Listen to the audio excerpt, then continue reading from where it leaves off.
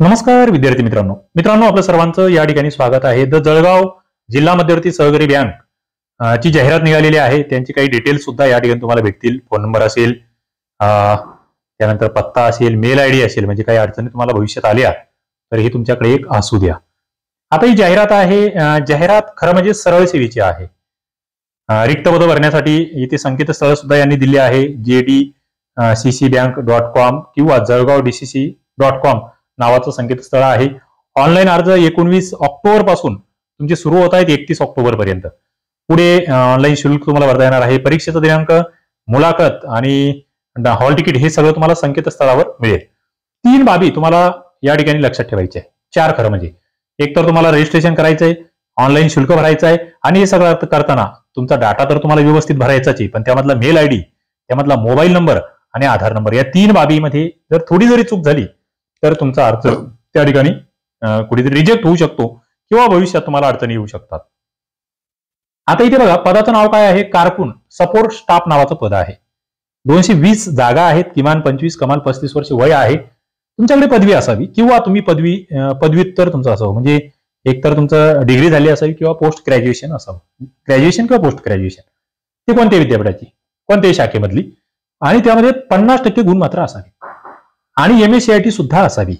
आता MSCIT ची 3 लोकांना सूट आहे। कोणाकोणाला सूट आहे MSCIT मध्ये?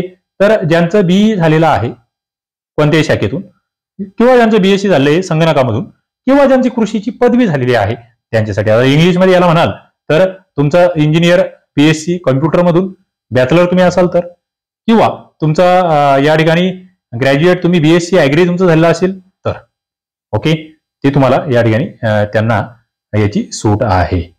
बॅचलर इन इंजिनियर असले पाहिजे किंवा BSc असला पाहिजे कॉम्प्युटर मधलं। पुढे पगार आहे। पगाराचा मी यांनी यांच्या भाषेत हा पगार दिला आहे, बँकिंग भाषेत।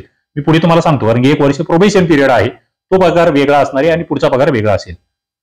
आता परीक्षा होईल ऑनलाईन, 90 गुणांचा ऑनलाईन पेपर होईल, 10 गुणांची मुलाखत होणार आहे, असं ते एकूण 100 गुणांचं आहे।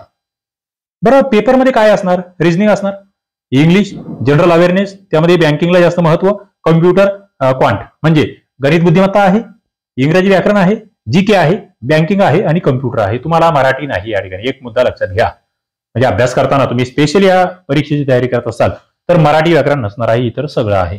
पेपर इंग्रजी आणि मराठी दोन्ही भाषेमध्ये तुम्हाला प्रश्न असतील। आता कागदपत्रांची पडताळणी जर या ठिकाणी बघाल तर ते नंतरचा विषय आहे। तुम्हाला डॉक्युमेंट व्यवस्थित ठेवायचे। तुम्ही एकदा लेखीमध्ये तुम्हाला चांगले गुण मिळाले तर तुम्हाला त्या टॉपच्या विद्यार्थ्यांना मुलाखतीसाठी बोलवण्यात येईल। तिथे 10 गुण ते असतील आणि ते हे 90 आणि ते 10 दोन्हींची बेरीज 90 पैकी जे पडतील त्यावर तुमचं फायनल सिलेक्शन असणार आहे। त्याच्यानंतर तुमच्याकडे डोमिसाईल सर्टिफिकेट असलं पाहिजे, महाराष्ट्राचं रहिवासी असल्याबाबतचं, तो एक अत्यंत महत्त्वाचा पुरावा या ठिकाणी असतो। चारित्र्य पडताळणी दाखला तुम्हाला पोलीस स्टेशनचा द्यावा लागेल तुमच्यावर कोणताही गुन्हा दाखल नसल्याबाबतचा। त्याच्यानंतर 1 वर्षासाठीचा प्रोबेशन पिरियड असेल। पहिलं 1 वर्ष जे आहे तुम्हाला 13,000 रुपये एवढी पगार असणार आहे पहिल्या 1 वर्षामध्ये, नंतर ती वाढेल। ओके, पहिलं 1 वर्ष प्रोबेशन आहे, तो एक मुद्दा लक्षात घ्या। ऑनलाईन अर्ज तुम्हाला भरायचा आहे, माहिती अचूक भरायची आहे, 1,000 रुपये फीस असणार आहे, नवीन रजिस्ट्रेशन करावं लागणार आहे, 1 ते 10 पर्यंत अर्ज तुम्हाला भरायचा आहे। इतर सूचना ज्या इतर परीक्षांसाठी असतात त्या कंटिन्यूच्या आपल्या, ते तुम्हाला माहित आहे। लहान कुटुंबाचं प्रमाणपत्र वगैरे त्या सगळ्या बाबी, छायाचित्र असेल, स्वतःचं जन्मतारीख असेल, साईन असेल, ती व्यवस्थित तुम्हाला टाकावं लागेल आणि परीक्षेला वेळेवर जावं लागेल। मला आता काल परवा एका परीक्षेमध्ये एका विद्यार्थ्यांचा फोन आला होता, विद्यार्थ्याचा, की माझा लहानसा एक अपघात झाला आणि मला जाता आलं नाही, आता काही करता येईल का? मी सांगितलं काहीच करता येणार नाही, काही ऑप्शन नसतो। वेळेवर पोहोचा, अर्धा तास आधी जाऊन बसा, ओके, तोच उपाय आहे। अभ्यासकट्टा ऍप्लिकेशन आहे। तुम्ही तलाठीची तयारी करत असाल, चाणक्य बॅचमध्ये अभ्यास होईल, धर्मादाय आयुक्तची करत असाल त्या बॅचमध्ये अभ्यास होईल, ग्रामशोकमध्ये तिकडे अभ्यास होईल, मनपामध्ये होईल। पण काही विद्यार्थी असे असतील की जे म्हणतील फक्त आम्हाला या परीक्षेची तयारी करायची आहे, आम्ही कोणती बॅच जॉईन करू? अभ्यासकट्टा ऍप्लिकेशन प्ले स्टोअरवर डाउनलोड करा, डिस्क्रिप्शन बॉक्समध्ये लिंक देतो।